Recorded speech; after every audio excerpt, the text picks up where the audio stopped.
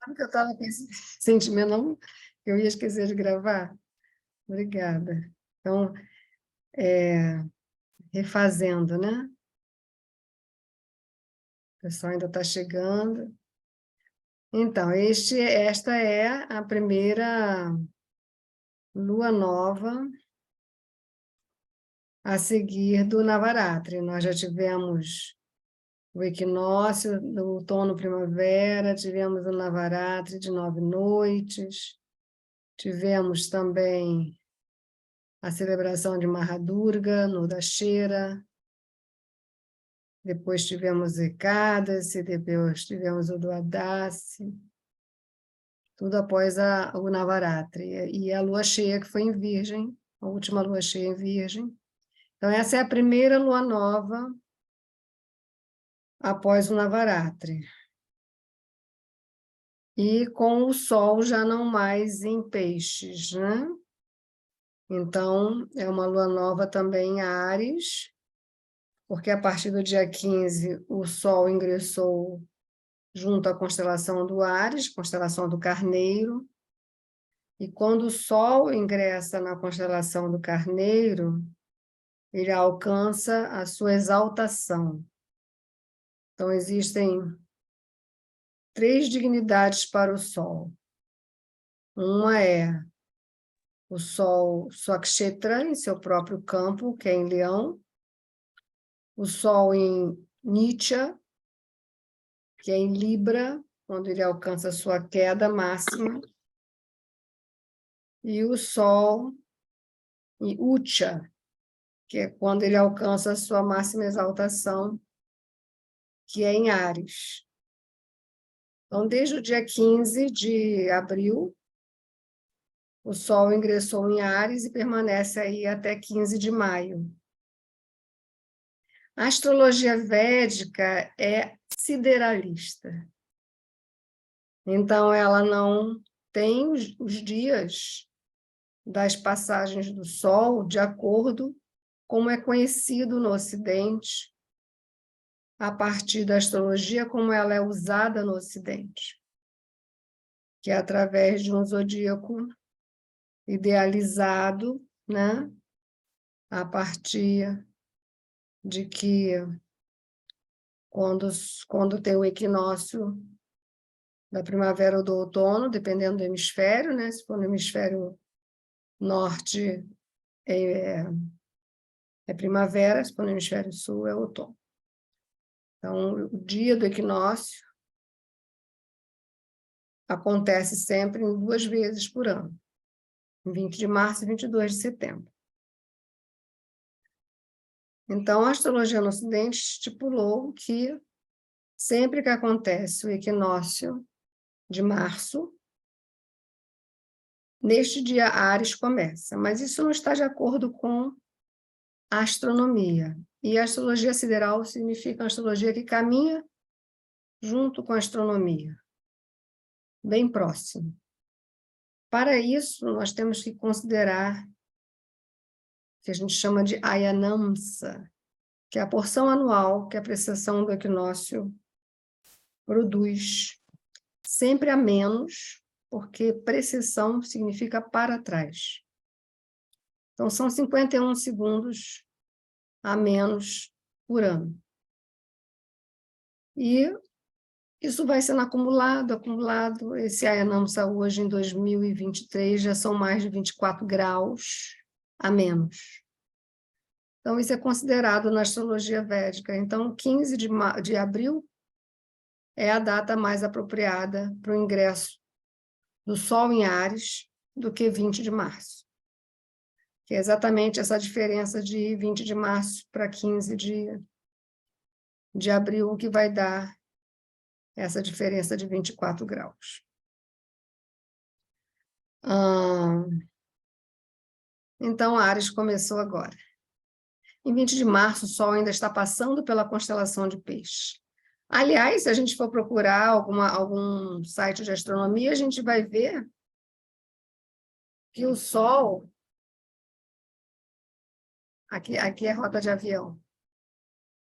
Que o Sol ele está tão no comecinho de Áries, porque hoje ainda é dia 18, então só tem 3 dias, tão no comecinho de Áries que parece que ainda está em peixe, né? Quando vai olhar, você vai, mas o Sol não está em peixe, está junto à constelação de peixe, de acordo com os aplicativos de astronomia. Porque ele já está na saidinha mesmo de peixes e na entradinha de Áries, 3 graus é muito pouco.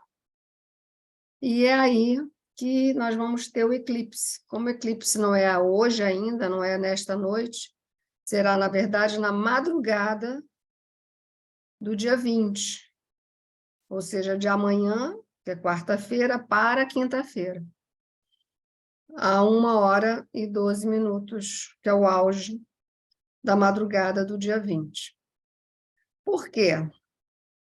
O eclipse está acontecendo só agora e não antes. Para que o eclipse possa acontecer, o Sol, nesse caso, agora será o eclipse solar. Eclipse solar só acontece na lua nova. Eclipse lunar só acontece na lua cheia.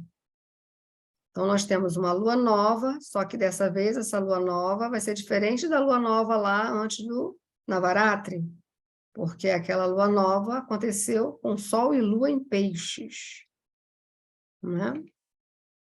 Então, essa lua nova agora, o Sol já se adiantou, então chegou em Áries, lua nova em Áries, Sol e Lua ambos em Áries.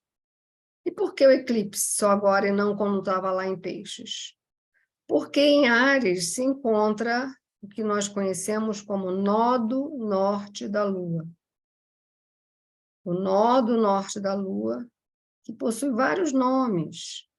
Na astronomia ele é conhecido como nodo ascendente da Lua. Mas eles também são, eles que eu falo porque tem o nodo norte e o nodo sul, né?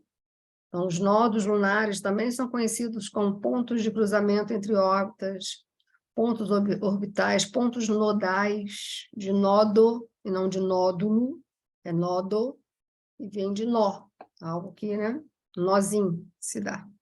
Por que nó? Porque a posição dos nodos lunares é exatamente onde a órbita da Lua se cruza com a órbita da Terra.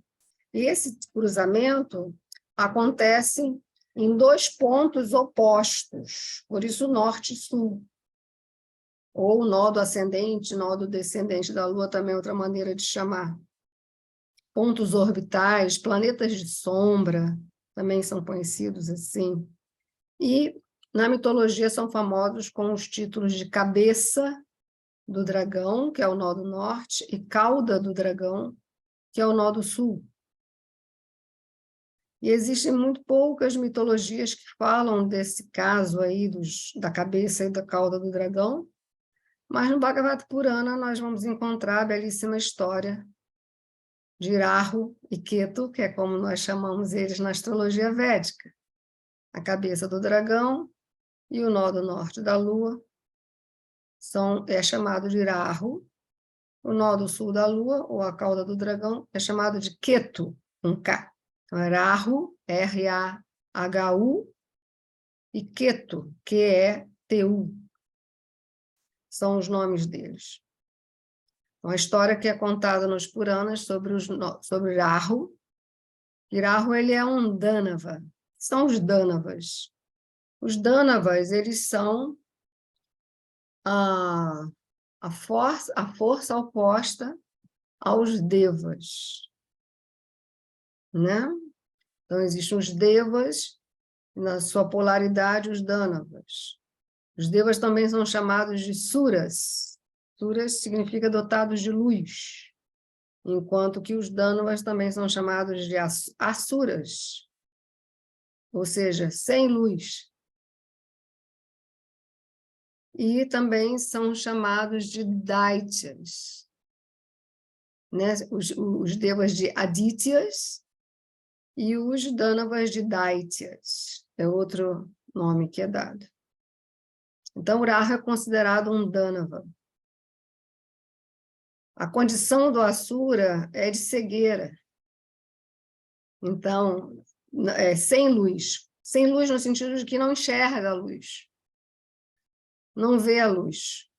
não vê o princípio da unidade, não vê a realidade maior, não vê a luz presente em todas as coisas.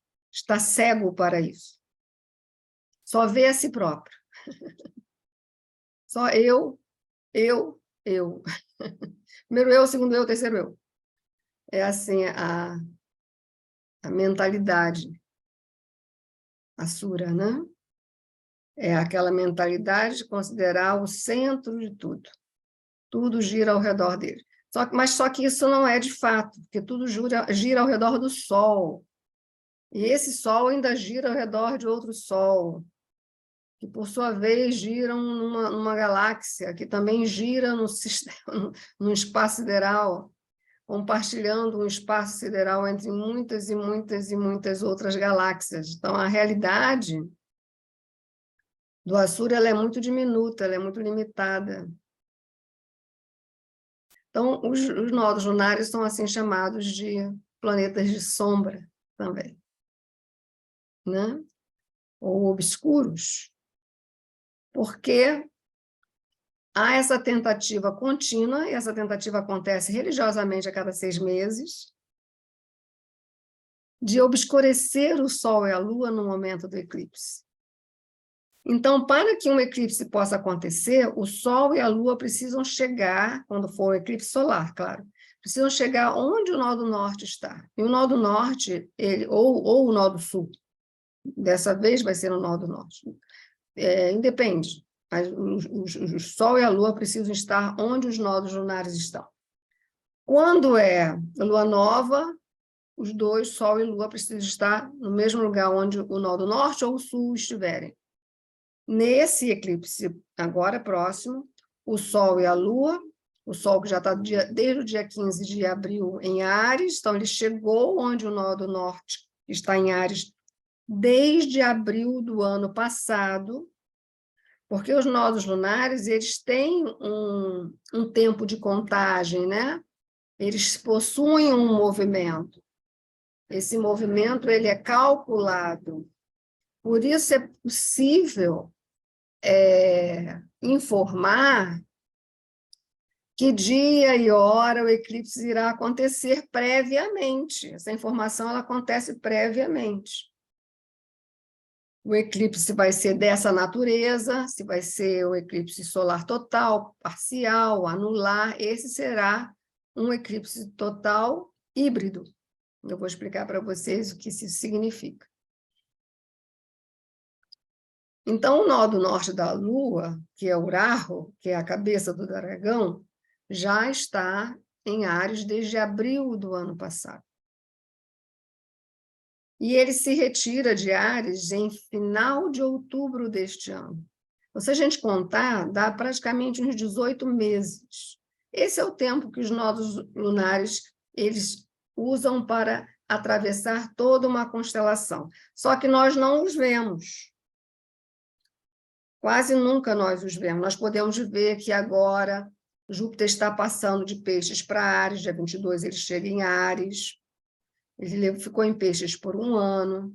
A gente pode ver isso com os nossos olhos, né? A posição do Júpiter, olhar o planeta e ver com os próprios olhos, nem precisa de equipamento, e ver que ele está lá junto à constelação de Peixes, agora ainda em Peixes e daqui a pouco em Áries. A gente pode ver que Saturno é um planeta difícil de enxergar, mas se conseguir enxergar, a gente pode ver que ele está junto à constelação do Aquário, desde janeiro desse ano, vai ficar até abril de 2025.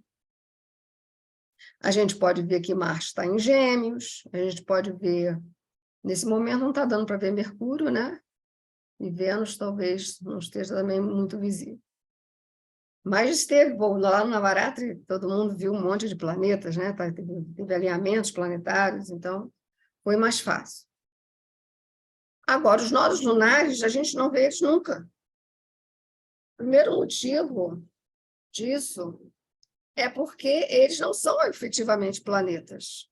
Eles são pontos de cruzamento entre as órbitas da Lua e da Terra. Não são planetas.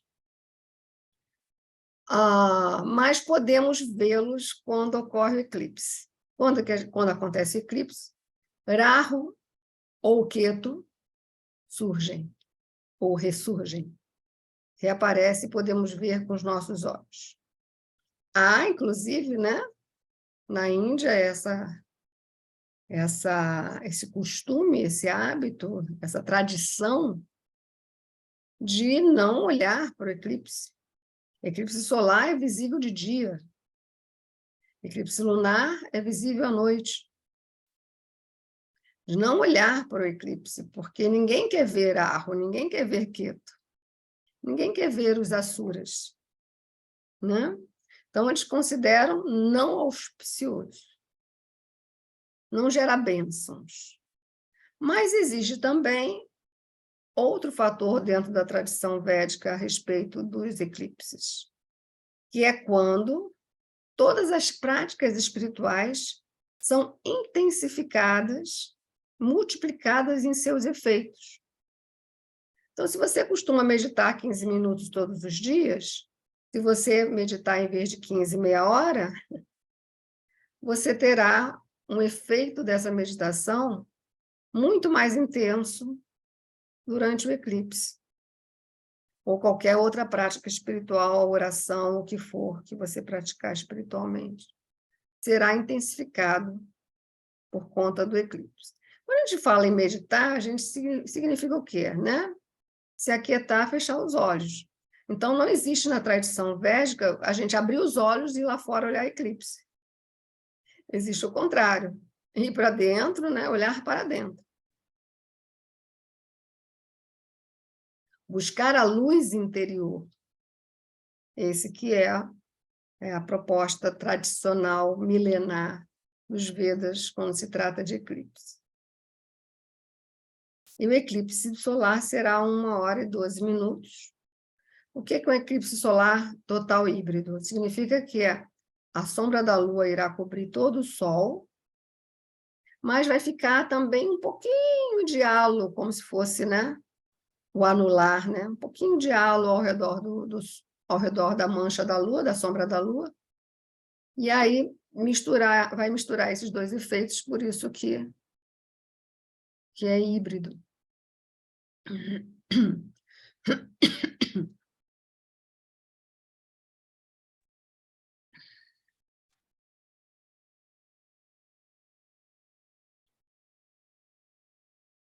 Então, vou compartilhar aqui com vocês um mapa desse eclipse, para vocês perceberem os posicionamentos por graus, inclusive, né? Podem ver aqui o Sol e a Lua em Áries, no mesmo grau e minuto, nesse horário de 1h12.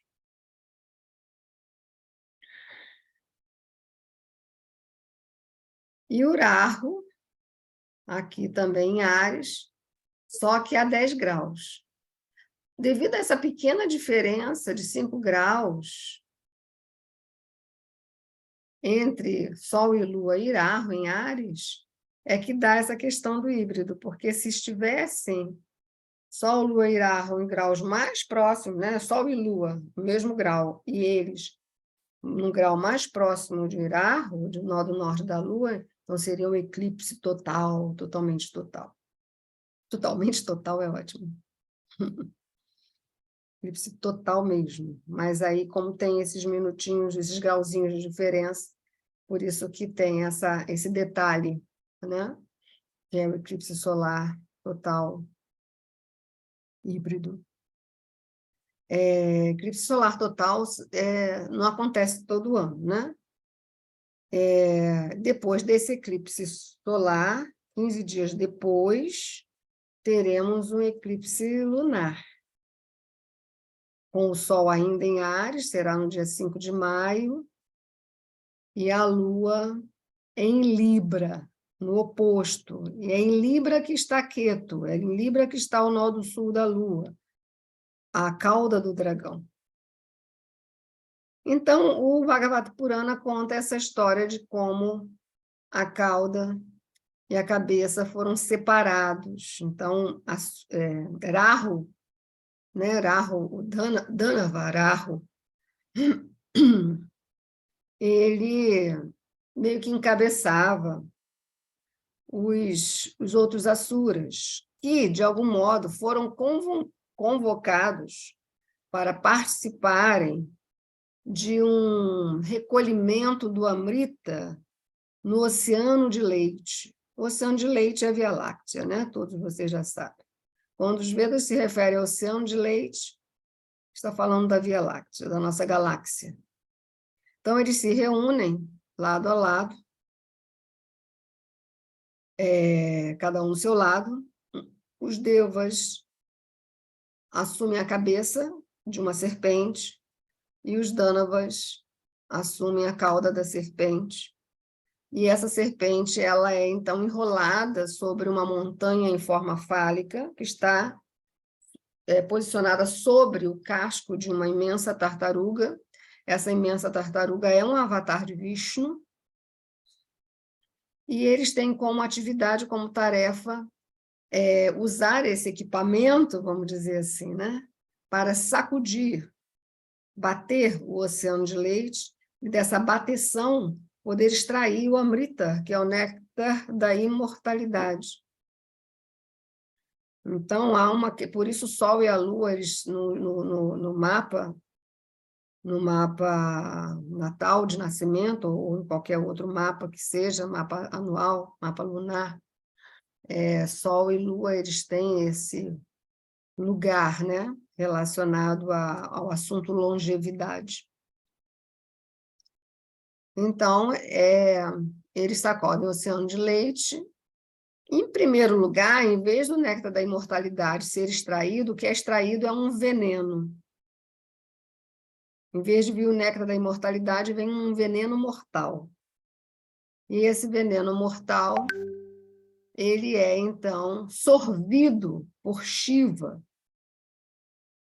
Shiva sorve esse veneno mortal como um serviço para que a tarefa da extração do néctar da imortalidade pudesse ter sucesso. E ele, então, depois disso, eles voltam a bater o oceano dessa maneira, usando a serpente Vasuki como uma corda, e aí do oceano começam a brotar vários seres mágicos, o elefante Airavata, o cavalo como se fosse um unicórnio, a própria deusa Lakshmi surge, a lua surge, vários outros elementos divinos, né, mágicos, até que então surge o néctar da imortalidade, que é trazido por Dhanvantari, que é o pai da medicina ayurvédica, a medicina que ensina como se ter uma vida longa e lúcida. Medicina ayurvédica. Então, o néctar foi extraído, agora vamos todos beber. Né? Esse néctar vem da lua. Vamos beber esse néctar. Só que, para Vishnu, só quem deveria beber o néctar da imortalidade deveriam ser os devas, nunca os dânavas.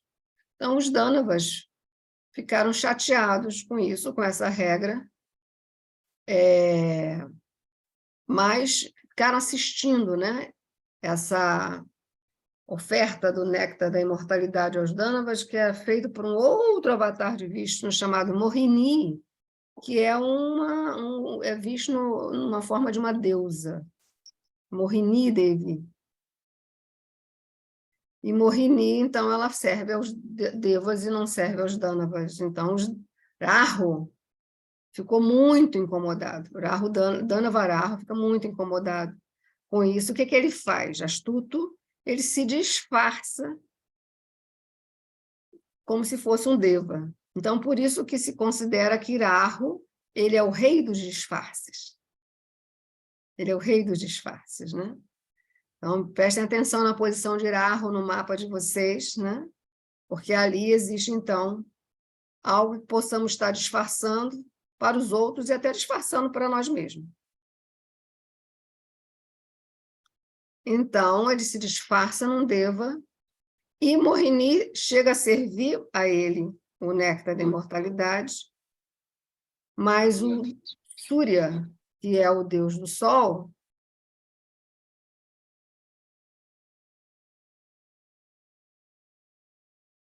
Surya, que é o deus do sol, mais Soma, que é o deus da lua, delatam esse Rahu disfarçado de Deva. E, ao delatar, Morini toma de sua arma de Vishnu, que é uma hélice solar, um disco solar, e com esse disco solar ela separa o corpo de Rahu em duas partes. E a outra parte passa a se chamar Ketu, que é, então, o nó do sul da Lua, a cauda do dragão, e o nó do norte da Lua é a cabeça, é o próprio Rahu. Com ele, chegou a beber uma gotinha do Amrita, e isso faz com que ele passe a fazer parte do panteão dos deuses planetários. Lua, Sol, Saturno, Vênus, todos são devas. Marte, todos são devas. Mas aí ele é colocado dentro do panteão dos Graha-devas, e por isso eles têm essa importância na astrologia védica, assim como os eclipses também têm importância na astrologia védica.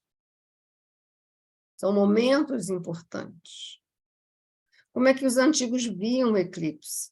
O Sol foi engolido por Rahu, pela cabeça do dragão. O Sol e a Lua foram... A Lua é engolida pela cauda ou pela cabeça do dragão na hora do eclipse lunar. O Sol é engolido pela cabeça e pela cauda do dragão na hora do eclipse solar. Vamos torcer para que eles vençam. É uma luta entre a luz e as trevas. Isso é o que acontece. Vamos todos torcer para que a luz vença. Então, vamos intensificar nossas práticas espirituais. Vamos ajudar o Sol, vamos ajudar a Lua.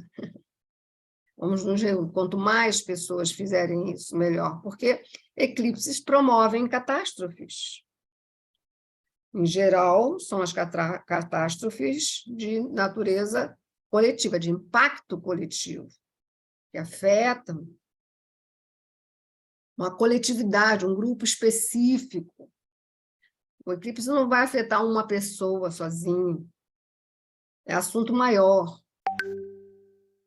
Então, por onde o eclipse é visto, onde ele tem visibilidade, são os locais no planeta Terra mais vulneráveis. Então,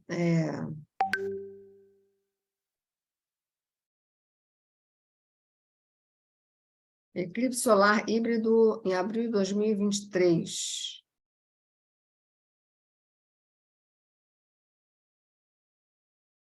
Visibilidade. Visível na Austrália Ocidental, partes orientais do Timor-Leste, na Ilha Damar, província de Papua, na Indonésia, grande parte do Sudeste Asiático, partes da Austrália, na Ilha do Norte da Nova Zelândia e na Micronésia. É onde terá a maior visibilidade desse eclipse, que aqui no Brasil será a madrugada do dia 20, né? Por isso que nós não vamos ver esse eclipse, porque é à noite para a gente. Se fosse de dia, aqui viríamos, mas como não, veríamos, mas como não, não vamos ver. Ele não tem visibilidade na América do Sul. Não tendo visibilidade na América do Sul, não vai afetar a América do Sul, nem a do Norte, né? Ele está para outro lado lá do planeta. A preocupação aqui maior é realmente o Sudeste Asiático, né? Austrália também, Nova Zelândia, né? Indonésia, aí sim. Então, vamos ajudar essa gente, pessoal? Vamos ajudá-los, intensificando nossas práticas?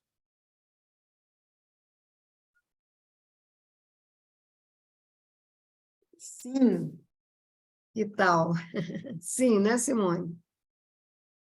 Sim, com certeza. Uhum. Então, quanto mais praticantes, melhor.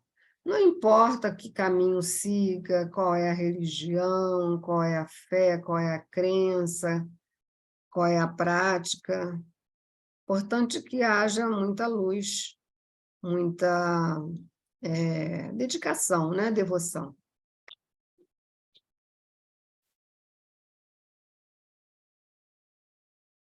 Certo? Então, vamos falar do nakshatra que vai acontecer o eclipse. Aqui tem 12 pessoas que falaram. Vou dar uma espiadinha, qual o mantra indicado para este momento. Então, antes de começar a live, antes de colocar a live para gravar, né? Eu estava compartilhando aqui o mantra do Nakshatra Ashwini, que é o Nakshatra, deixa eu compartilhar aqui com vocês novamente.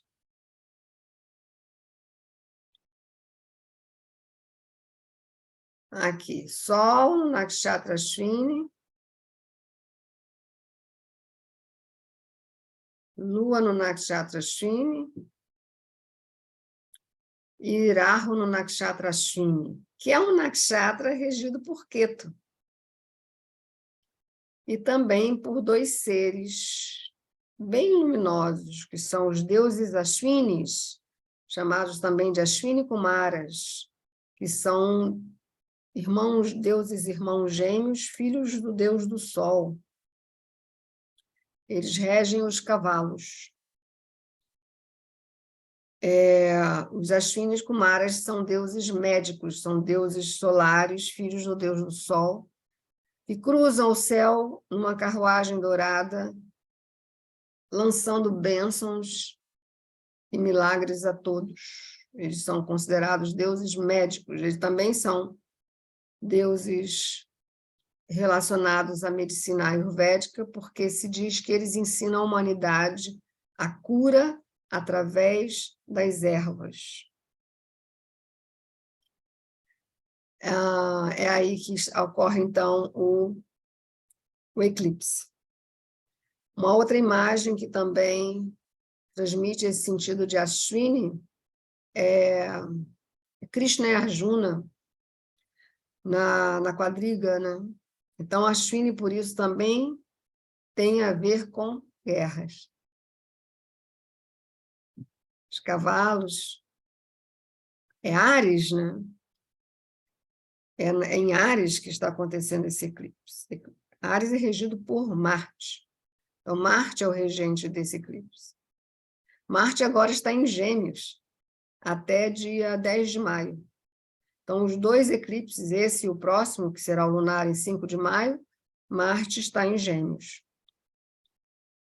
Quando Marte está em Gêmeos, principalmente no Nakshatra Ardra, que é onde ele está agora, tem muita questão verbal, né? Ele traz muito isso, o bate-boca,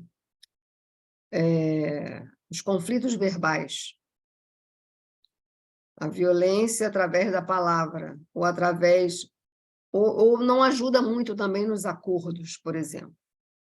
Marte, quando está em Ardra. Quando Marte está em Gêmeos, em Punarvasu, já melhora. Mesmo quando Marte esteve em Mrigashira, em Gêmeos, também é mais leve, mas em Ardra é forte. Então, o regente do eclipse, já que o eclipse é em Áries, é Marte, e ele está em Ardra. Ardra é um nakshatra de tormentos, ele aciona as ventanias, os ciclones.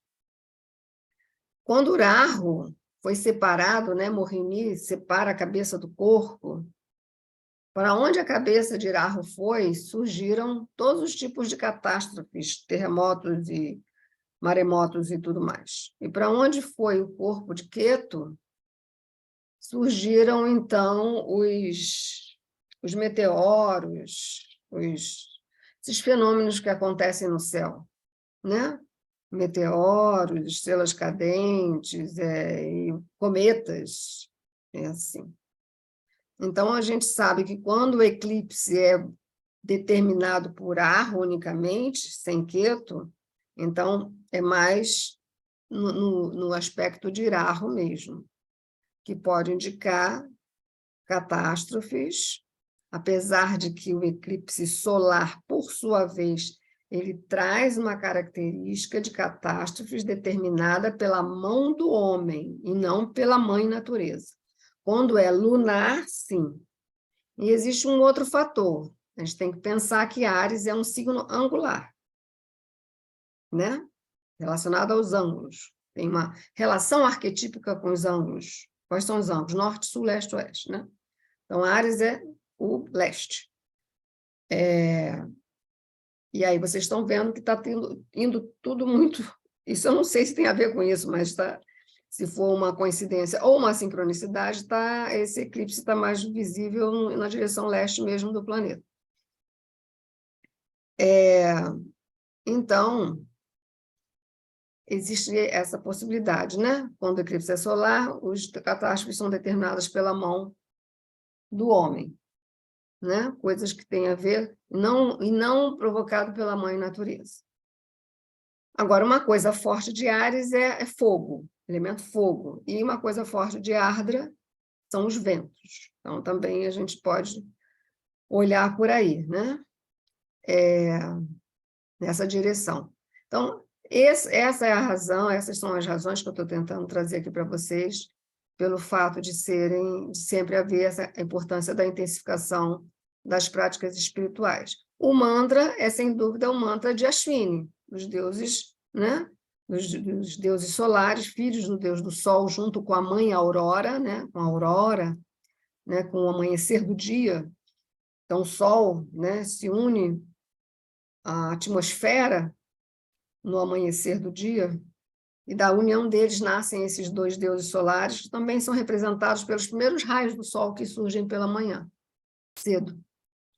Eles também são representados, porque os primeiros raios do sol é como se fossem os cavalos que puxam, né? Puxam para a jornada do sol diurna, né?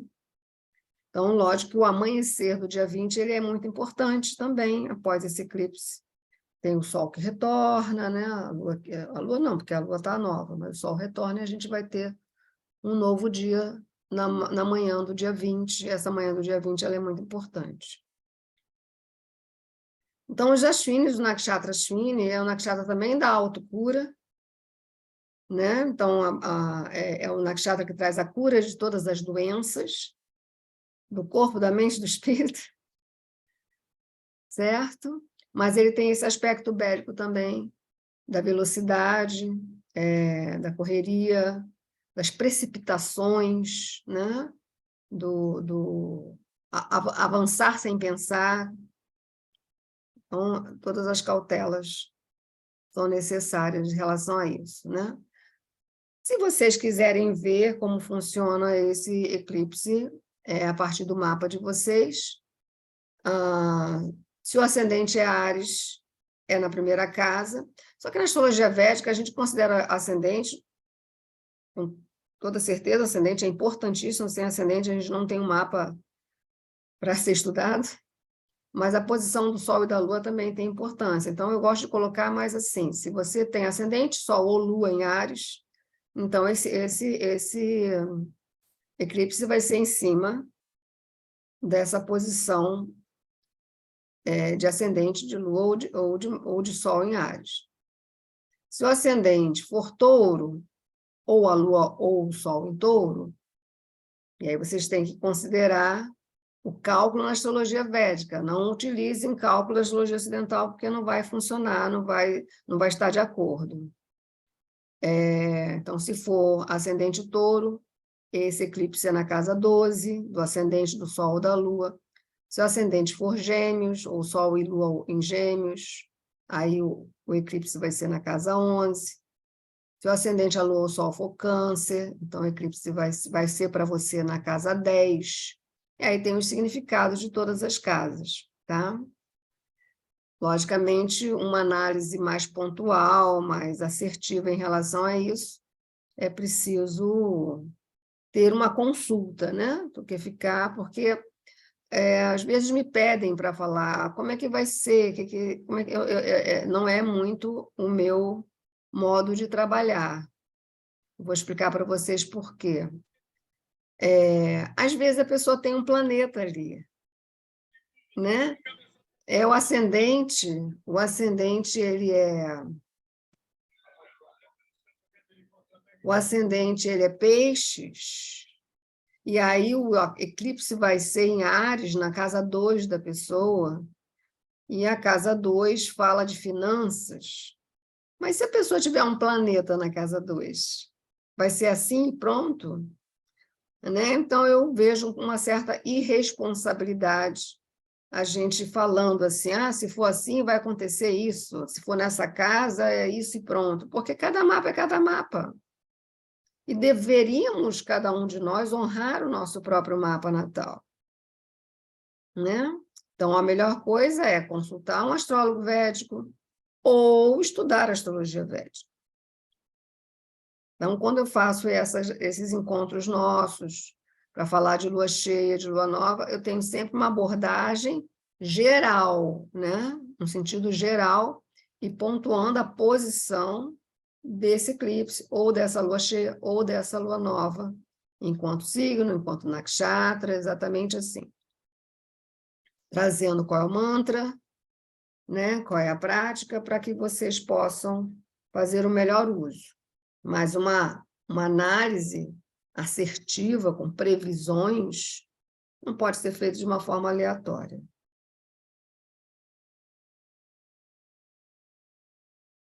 Então, aqui a Simone pergunta, se o ascendente é peixes, Áries está na segunda casa. Se a Lua e o Sol em Leão, Áries está na casa 9 para Lua e Sol em Leão. Então, tem que fazer uma combinação entre casa 9 e casa 2. Tá?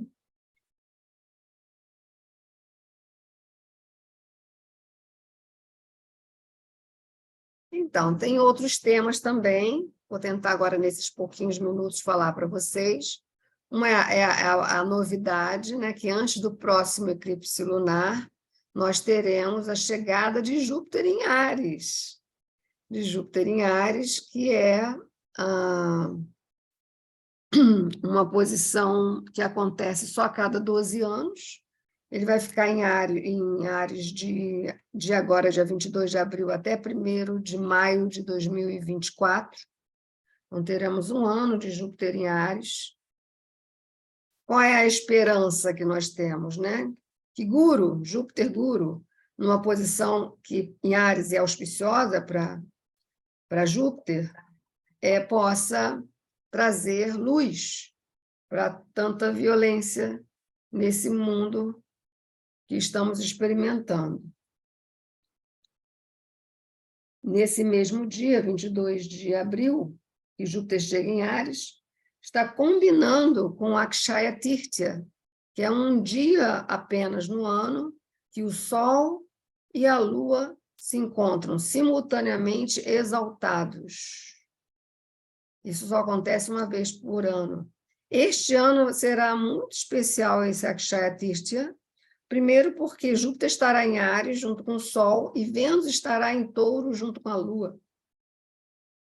Então, será dia 22 de abril, sábado, tá, pessoal? Então, esse é o dia no ano que tudo que a gente começar de bom vai dar certo. Se você casa nesse dia, vai dar certo esse casamento. Qualquer coisa que você fizer de bom vai funcionar, vai dar certo. Chama-se Akshaya Tirtya. É o dia do ano mais auspicioso para o início de qualquer atividade. Tirtya significa terceiro dia da lua, né? Da lua crescente. Depois da lua nova, dia 20, aí teremos a lua crescente, dia 22, Akshaya Tirtya. Então, vocês podem até lá, quiserem calcular o mapa, vocês vão ver nesse dia que o Sol está em Áries, conjunto a Júpiter, e a Lua estará em Touro, conjunto a Vênus. Então, a Akshaya Tirtya é muito, muito especial Muito maravilhoso, muito belo, primeiro porque Vênus está domiciliada em Touro, junto com a Lua exaltada em Touro, o Sol exaltado em Áries, junto com Júpiter, que em Áries é um signo amigo para Júpiter. E a conjunção Sol e Júpiter é muito boa. E como a Lua é amiga de todos, então Lua junto com Vênus também é muito belo, ainda mais no lugar que a Lua tem exaltação. Então, aproveitem esse dia mais auspicioso do ano, que este ano está caindo no dia 22 de abril. Teremos também no dia... Não, Marte em Gêmeos já falei, essa mudança de Júpiter agora, falei de Vênus, e o Saturno que continua em Aquário por muito tempo ainda, até 2025, né?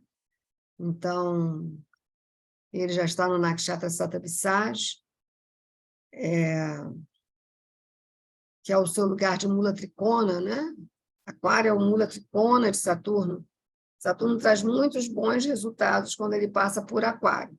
Mas a gente tem que pensar sempre na natureza do planeta. A natureza do planeta Saturno é uma natureza de disciplina. E a gente tem que pensar também que Saturno só está em Aquário a cada 30 anos. Toda a disciplina praticada durante a passagem de Saturno em Aquário traz benefícios espirituais inigualáveis. Então, aproveitem esse período de Saturno em Aquário, parece longo, mas para Saturno é curto. Janeiro de 2023 até final de março de 2025. Ok? Alguém pergunta aqui, deixa eu ver. Quais as melhores para... Eliane. Bem-vinda, Eliane. Quais as melhores práticas que podemos fazer para ajudar com as possíveis catástrofes, para ajudar os povos mais afetados?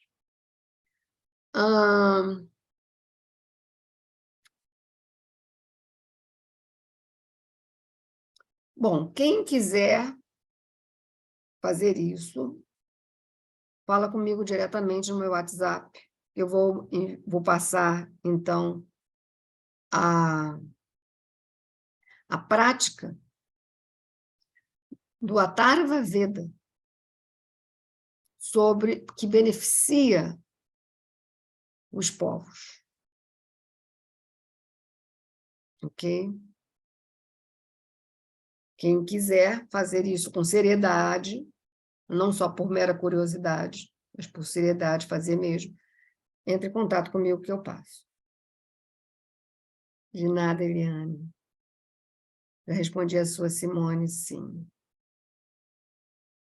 O mantra vai ser... O mantra que foi colocado antes de nós começarmos a gravação aqui, ele vai ser... O link dele vai ficar nas descrições desse vídeo que vai ser convertido para o YouTube, tá? Peço a vocês, por favor, por gentileza, por bondade. Um dos nomes dos deuses Ashwini não se chama verdade, outro se chama bondade. Então, falar a verdade, agir com verdade, agir com bondade, é uma prática importante num eclipse dentro do Nakshatra Shini. O Nakshatra Shini são 2 estrelas dentro da constelação de Áries, né? São os chifres do Áries, do carneiro. Então, é isso. Peço também, caridosamente, a vocês que, por gentileza, não esqueçam de dar o like lá no YouTube, compartilhar com o maior número de pessoas que vocês possam compartilhar, para que outras pessoas também possam estar a par de todas essas informações, certo? E quem não ainda se inscreveu no canal do YouTube, por gentileza, se inscrevam. Mais uma mensagem. Então, Emildre, o link do mantra vai ficar na descrição do vídeo no YouTube. Ele vai para o YouTube, lá na descrição vai achar o link para o mantra, tá bom? É só depois que eu compartilhar esse encontro no YouTube, você entra lá, você vai achar o link, tá bom? Fica lá disponível para todos.